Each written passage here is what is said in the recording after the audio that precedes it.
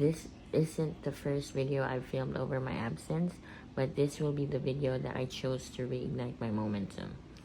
So, the situation with my best friend has cooled a little bit, and hoping that it will be like this from now on. I'm not jinxing it, but we've had a lot of good days lately. So, last night, I taught her how to bake shokupan, the Japanese milk bread. And when we were baking, virtually, of course, like via video chat and also text, when I was giving her instructions, she was messing up the recipe.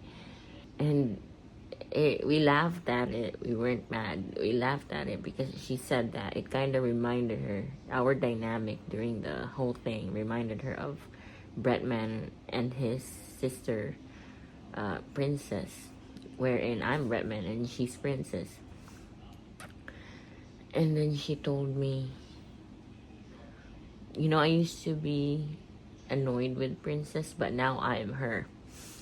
That's why I told her, you be careful about what you judge or what you're annoyed at, because if you don't, sometimes life gives you situations where you get to gain the perspective of the person, why they were acting that way or why they were being annoying in that moment.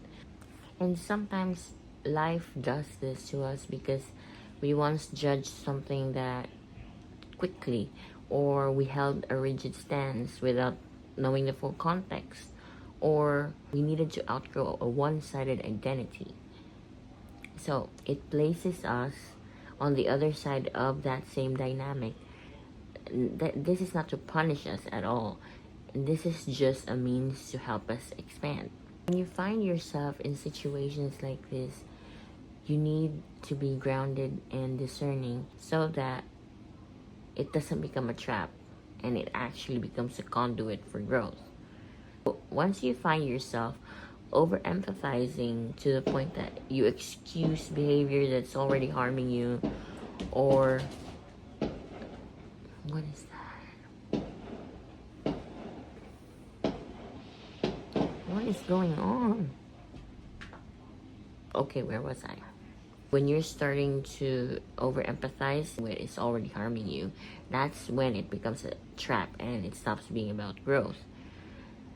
You also aren't put in a position to be understanding of both sides, but you never actually choose the side for yourself. Like, you abandon yourself and choose somebody else's side. No, that's a trap. That's not about growth. So when you stay stuck in a cycle that keeps repeating just because you think that that's gonna help you keep learning, no, that's a trap. That's not about growth. So when you find yourself in these situations, you have to understand that this is no longer about perspective at all. This is just avoidance masquerading as depth. So the real purpose of life, putting us in positions to understand another perspective that is opposite what we believe in and what is opposite of what we already know, it isn't to put us in the middle and to become neutral. It is to help us become more accurate while we go through life. So this accuracy is going to help us understand both sides, but then also arrive to the decision will ultimately uncover what truly aligns with us. It's a different type of feeling when you have all the information available for you and then you actually still choose the one that you've always wanted from the very beginning, or you choose something else because now you're making an informed decision.